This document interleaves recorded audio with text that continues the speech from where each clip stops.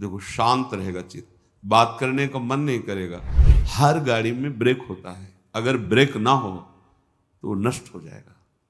आपकी जीवन गाड़ी में संयम रूपी ब्रेक होनी चाहिए। आप ब्रेक को भूले हुए हैं, संयम रूपी ब्रेक ही नहीं है। जो मनाया बोल रहे, जो मनाया खा रहे, जो मनाया देखा है, जहां मनाया खड़े हैं, जैसा मनाया व्यवहार कर, नहीं, ये उपासक का लक्षण नहीं है। आप इस शरीर का राग पुष्ट कर रहे हो। शरीर का राग पुष्ट होगा तो वासनाओं की धूम मचेगी, वासनाओं के वशीभूत होकर आचरण करोगे, दुर्गति हो जाएगी। कुछ नहीं सुनाई देता, कुछ देखने की वो अलग दृश्य होता है। आपकी दृष्टि में अलग ही चल रहा है, अलग ऋतु चल रही है, अलग सौंदर्य चल रहा है, अलग बातें चल रही। खोए हुए हो आप, ये आनंद लेने के लिए आए हो, बहुत होश में। अगर हम सात्विक भोजन करेंगे, अल्प भोजन करेंगे तो विक्षेप से बच जाएंगे। जो आपका मन बार बार भजन से हटकर भोगों में जाता है, ये विक्षेप है। जो पूर्वकृत पापों से अंतःकरण मलिन है, वो क्षण में नष्ट हो जाएगा। आप एकाग्रचित होकर जो ही प्रियालाल के स्मरण, वो भस्म हो जाएगा, उसमें सामर्थ्य नहीं। ये विक्षेप बहुत घातक है। बार बार वृत्ति नाम में लगा और भाग करके संसार में जा रही, रजोगुण तमोगुण आहार, ये रसेंद्री बहुत, जैसे दुग्ध है, खीर है, घृत है, पवित्र वस्तुएं हैं, पर ये मात्रा से अधिक ले लो तो तमोगुण पैदा कर देंगी। है सात्विक, तमोगुण पैदा कर देंगी। मात्रा में प्राण पोषण होता रहे, ये शरीर को अपना मैं मानकर रसेंद्री जिस स्वाद पूर्वक जो हम पाते हैं, ये भजन नहीं होने देता। बहुत बहुत ये अनुभव की बात है, क्योंकि जीवन इसी में गया है। अगर हमारा भोजन सात्विक हो, अल्प है, तो आप देखो पहले जैसे एकादशी रहते थे तो स्वाभाविक उस दिन ज्यादा भजन होता था थोड़ा। तो अगर हम रोज ऐसा अभ्यास कर लें, अल्प आहार करें, देखो शांत रहेगा चित्त, बात करने का मन नहीं करेगा। और जब अधिक भोजन, तो आप भोक्ता बन करके अधिक पा रहे हैं ना, यही तो आपके सब इंद्रियों को खुला छोड़ देगा। ये जो आपके इंद्रियों पर शासन करने का स्वभाव, हर गाड़ी में ब्रेक होता है, अगर ब्रेक ना हो तो वो नष्ट हो जाएगा। आपकी जीवन गाड़ी में संयम रूपी ब्रेक होनी चाहिए। हर इंद्री पर आपकी दृष्टि होनी चाहिए। इस समय किसका वेग है? जनेन्द्री का कि रसेंद्री का, नेत्रेंद्री का कि वाकेंद्री का, उदर का वेग है, किसका वेग है? हर समय सावधान, संयम रूपी ब्रेक बिल्कुल। जैसे कोई भी रास्ते पे चलता है ना, तो पैर भी ब्रेक में बिल्कुल सावधान, जरा तुरंत। आप ब्रेक को भूले हुए हैं, संयम रूपी ब्रेक ही नहीं है। जो मनाया बोल रहे, जो मनाया खा रहे, जो मनाया देखा है, जहां मनाया खड़े हैं, जैसा मनाया व्यवहार कर, नहीं, ये उपासक का लक्षण नहीं है। सात्विक भोजन बहुत जरूरी है, बहुत जरूरी।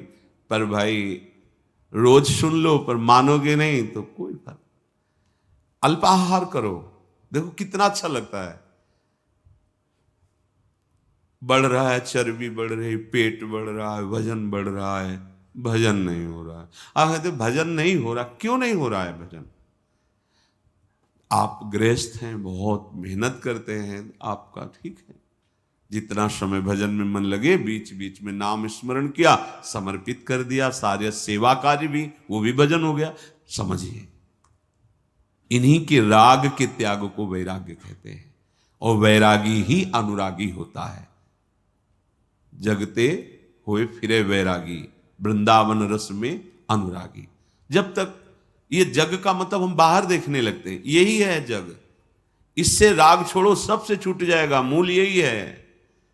इंद्रियों के राग, मन के राग, शरीर के राग, इसको समझो, अध्यात्म को समझो। भूल मत करो, भूल मत करो। इसको सजाने का मतलब है बंधन दृढ़ कर रहे हो, समझो। ये शरीर तुम नहीं हो, या अंगूठी, यहां वो चैन सोने की और ये वो, आप इस शरीर का राग पुष्ट कर रहे हो। शरीर का राग पुष्ट होगा तो वासनाओं की धूम मचेगी, वासनाओं के वशीभूत होकर आचरण करोगे, दुर्गति हो जाएगी। और वही हो रहा है। हम शरीर राग पुष्ट कर, हाँ, नहीं भाई, जैसी परिस्थिति, आप धनी हो ठीक है, आपके पास है, पहनो, राग पूर्वक नहीं। अगर राग पूर्वक तो फिर वासनाएं बढ़ेगी, रजोगुण बढ़ेगा, वो आपको बांध लेगा, स्वाभाविक है।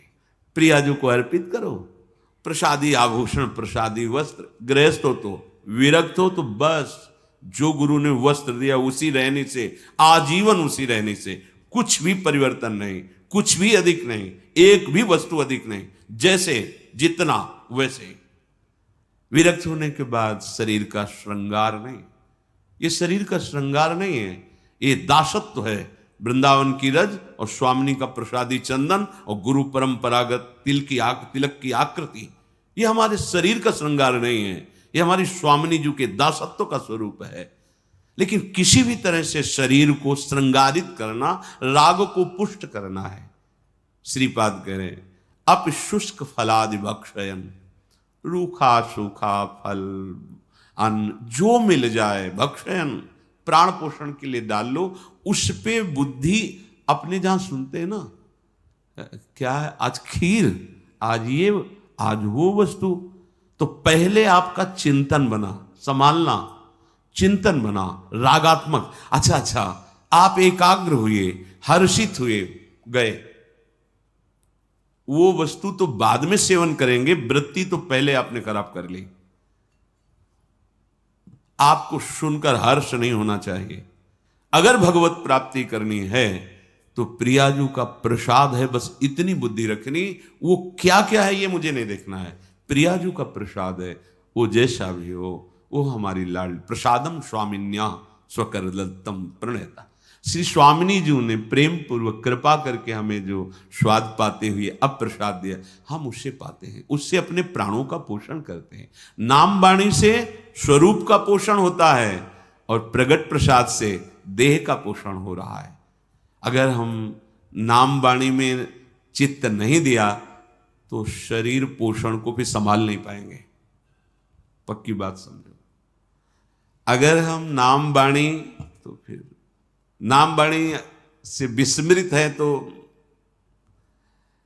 ये अनुभव की बात कहते हैं, प्रसाद पाते हुए भी आपका संयम नहीं रहेगा।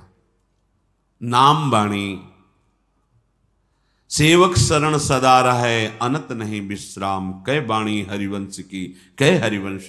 या तो भगवत लीला भरे पद गुनगुना रहे हैं, नाम मंत्र चल रहा है, स्वरूप का पोषण। अगर स्वरूप का विस्मरण तो देह भाव में विचरते हुए फिर बात नहीं बनेगी।